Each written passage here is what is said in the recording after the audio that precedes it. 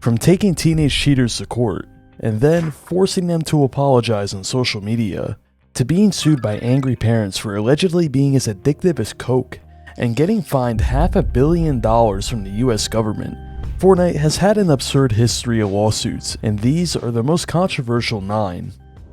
The first ever Fortnite lawsuit happened in October of 2017, when they sued a 14-year-old cheater, a move that many said Epic Games went too far on. So let's go through the actual details and see if they're right. This case was part of a larger suit in which Fortnite went after multiple individuals associated with a cheat named Addicted Cheats, but while the others folded relatively fast, it came out that one of the defendants was only 14 years old, which complicated things. His association with Addicted Cheats came via YouTube videos of him promoting the cheat.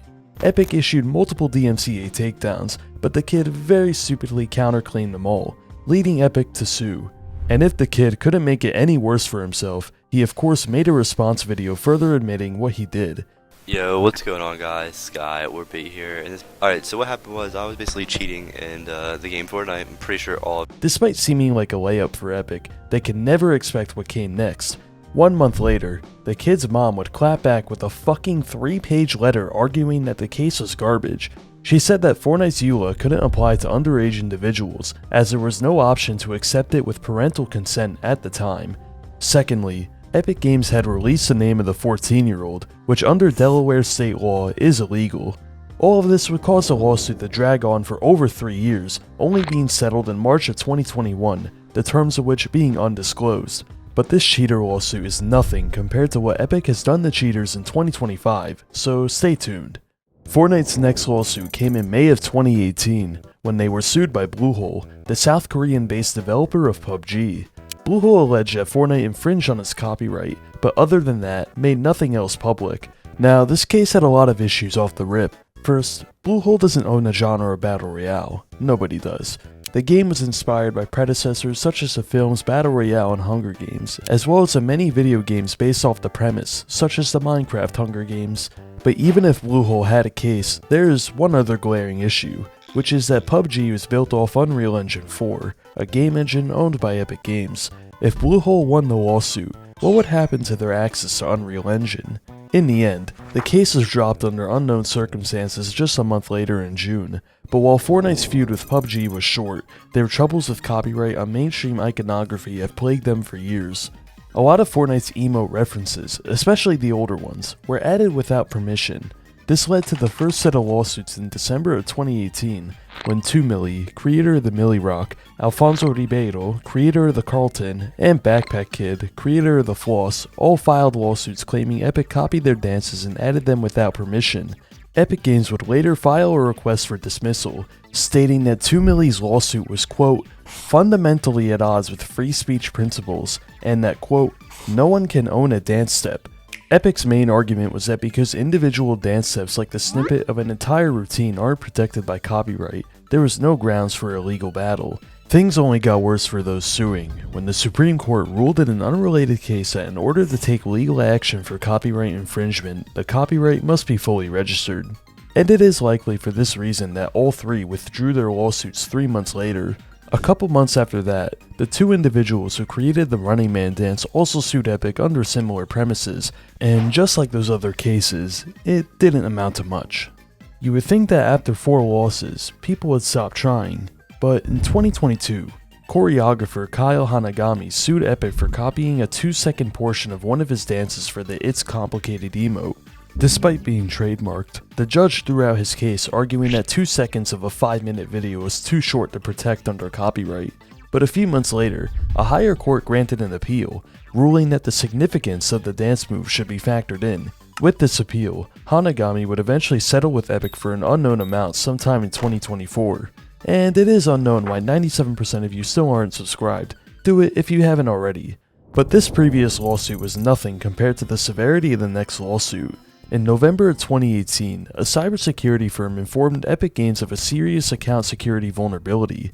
At the time, Epic Games had an alternate login website that was not secured, meaning that it was vulnerable to being embedded with malicious code. If a hacker did this, they could send a login website link to a victim. If they logged in using the link, the account's token could then be redirected to the hacker. While Epic did fix it within a week, They didn't publicly acknowledge it until a whole 2 months later. This led to a class action lawsuit being filed, though it was later dismissed as the victims couldn't prove any monetary damage was done, only that there was a possibility of damage. But parents' debit cards weren't the only thing being damaged by Fortnite.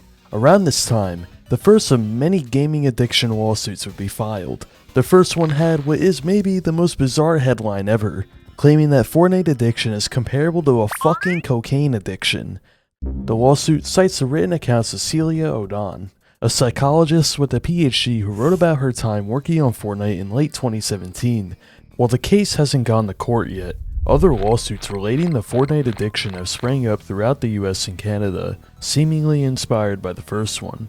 This has led to 2 separate requests to centralize all of these lawsuits into one, though both were denied. So do all of these lawsuits even have a case? Well, it's hard to say, as the details in all of them vary wildly, hence why the centralization request was denied. For some of the quote-unquote addiction stories that I've read, it seems that the kids in question need specialized outside help and not a lawsuit made in their name. Like in this case, where a kid supposedly screamed for 5 straight hours after having his Xbox taken away. It's just way more of an issue with a kid than it is a game. But that isn't all for 2019, as there was a time when Epic sued 2 leakers for allegedly ruining Chapter 2. You see, in the final weeks of Season X, teasers began to appear that indicated that this would be the biggest event yet.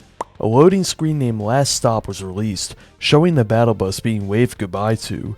Second, the event's LTM was titled The End.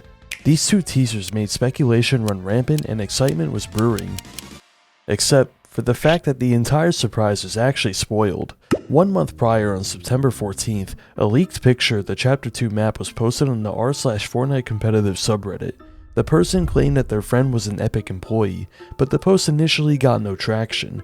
A few days later, people began to post it on the much larger r/FortniteBR subreddit, where it was met with a ton of skepticism.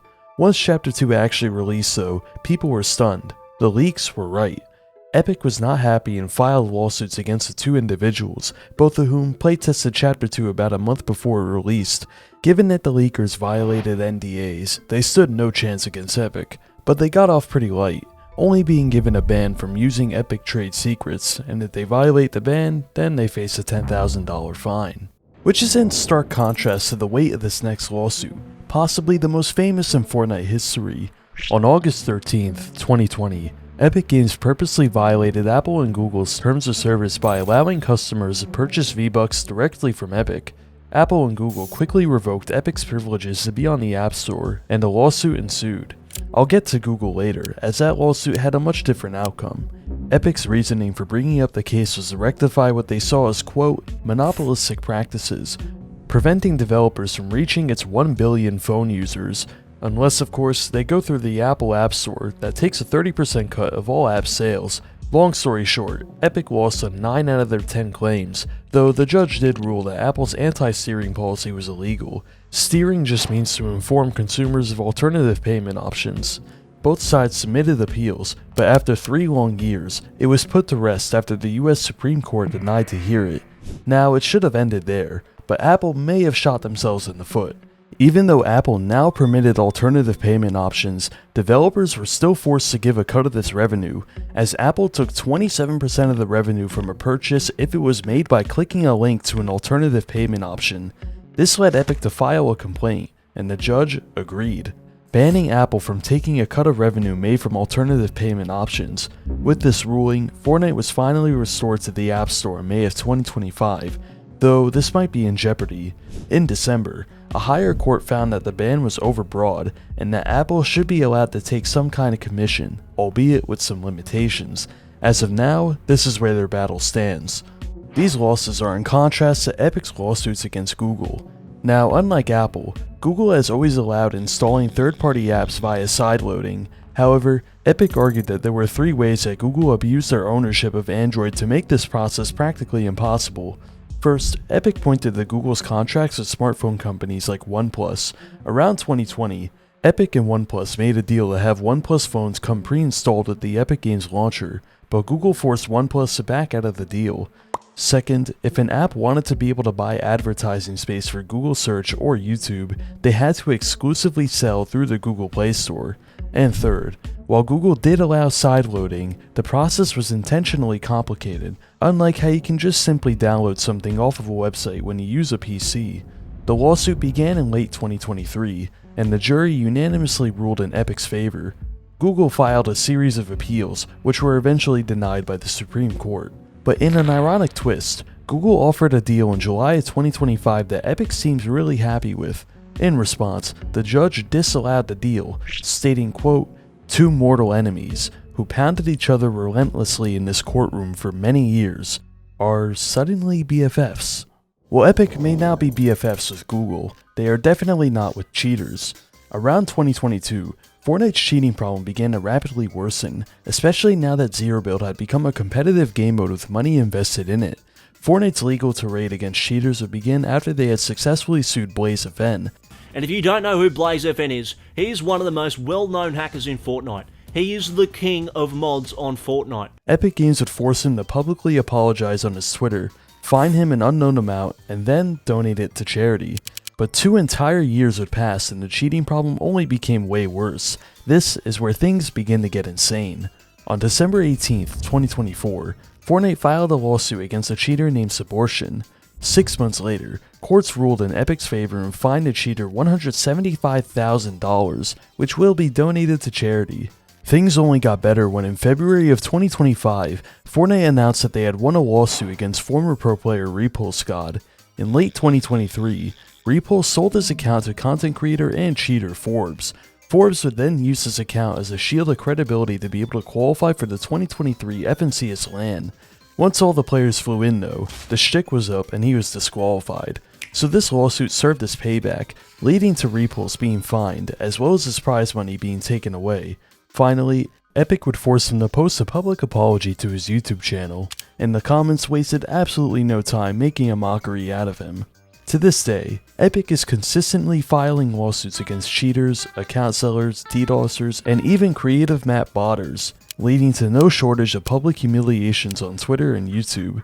While Fortnite has continued to score huge wins against cheaters, they took one of the fattest L's in history from the US government. In 2022, the Federal Trade Commission fined Epic Games a total of $520 million. $240 million of the fine was due to deceptive interface designs. Some examples cited in the lawsuit include the lack of parental controls in item shop purchases, purposely obscuring the cancel purchase button by reducing its size, which according to a declassified email from an Epic employee, made the number of refunds drop by 35%. And if a user tried to initiate a credit card chargeback, Epic would deactivate their accounts. The $240 million was set aside to be paid out directly to consumers who applied for a refund. The FTC periodically updates their website when applications are open, so keep an eye out. In more recent times, the Dutch government fined Epic 1.1 million euros for similar offenses. All of this has led to Epic to add features like a hold to purchase option, item shop pins for users under 13, and replacing the item shop countdown with actual times of when items will leave the shop. So yeah, this game has been through a lot. Subscribe and check out some of my other videos.